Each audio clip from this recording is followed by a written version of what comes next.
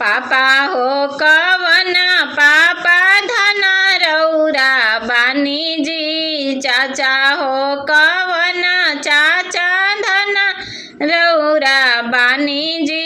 आ करत कन्या दानवा कले जाओ ना फाटे जी, करत कन्या दानवा करे जाओ ना फाटे जी। फाटे बेटी जैसे जेठ काकर जी, फाटे बेटी